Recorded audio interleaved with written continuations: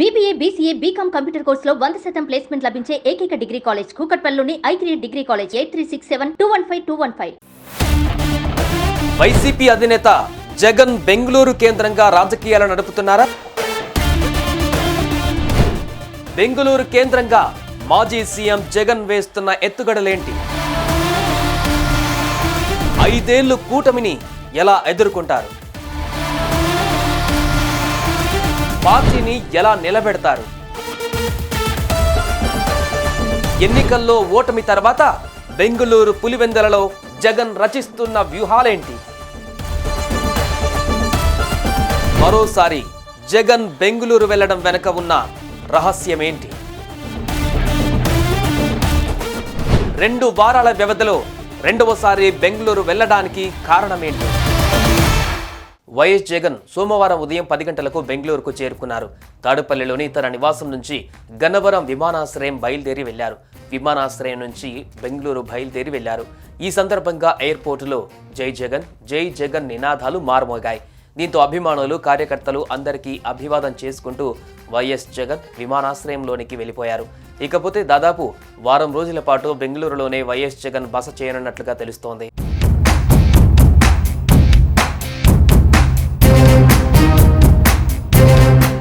ఎన్నికలలో ఓటమి పాలైన తర్వాత వైఎస్ఆర్ కడప జిల్లాలోని తన సొంత నియోజకవర్గమైన పులివెందులలో 3 రోజుల పాటు పర్యటించిన సంగతి తెలిసిందే.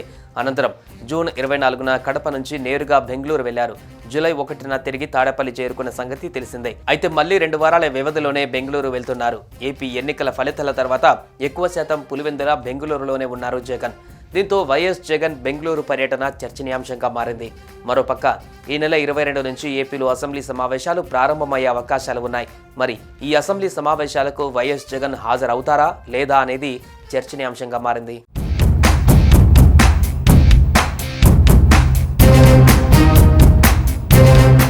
వాస్తవానికి ఈ రోజు నుంచి జగన్ ప్రజలకు అందుబాటులో ఉండేలా తాడేపల్లి నివాసంలోనే ప్రజా దర్బార్ ప్రారంభిస్తారని పార్టీ నేతలు చెప్పుకొచ్చారు.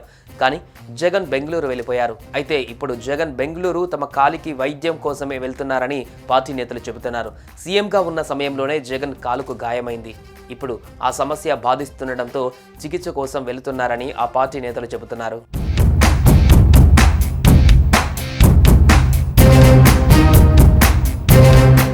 వైఎస్ జగన్ బెంగళూరు కేంద్రంగా హస్తన రాజకీయాలు చేస్తున్నారనే చర్చ గత కొన్ని రోజులుగా వినిపిస్తోంది.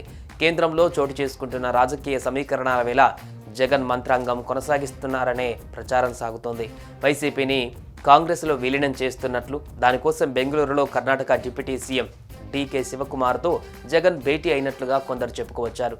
అయితే తనను జగన్మోహన్ రెడ్డి కలిశారంటూ వచ్చిన వార్తలు పూర్తిగా అవాస్తవమని డీకే శివకుమార్ కొట్టిపారేశారు. దీంతో ఆ వార్తలకు తెరపడింది.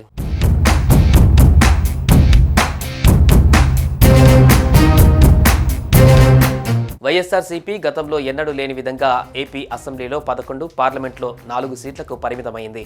దీనికి తోడు గతంలోని సిబిఐ, ఈడీ కేసులు, ఏపీ సీఎం చంద్రబాబుతో ప్రధాని మోదీ సత్సంబంధాలు కొనసాగించడం, ఇవన్నీ ఆయనకు ముందు ఇబ్బందిని కలిగించే అంశాలుగానే కనిపిస్తున్నాయి. అయితే ఇప్పుడు మరోసారి వైఎస్ జగన్ బెంగళూరు వెళ్లడంతో ఆయన అక్కడ ఎలాంటి రాజకీయ ఎత్తుగడలు వేస్తున్నారా అన్న చర్చ సాగుతోంది. పార్టీ ముఖ్య నేతలు మాత్రం జగన్ అసెంబ్లీకి హాజరవుతారని చెబుతున్నారు. జిల్లాల వారీగా పార్టీ సమీక్షలు, పర్యటనలు ఉంటాయని అంటున్నారు. ఈ వారం మొత్తం జగన్ బెంగళూరులోనే ఉంటారని తెలుస్తోంది. కొత్త ప్రభుత్వానికి కొంత సమయం ఇచ్చిన తర్వాత ప్రజల్లోకి వెళ్లేందుకు జగన్ సిద్ధమవుతున్నారని పార్టీ నాయకులు అంటున్నారు. దీంతో ఇప్పుడు జగన్ నిర్ణయాలపైన ఆసక్తి కొనసాగుతోంది.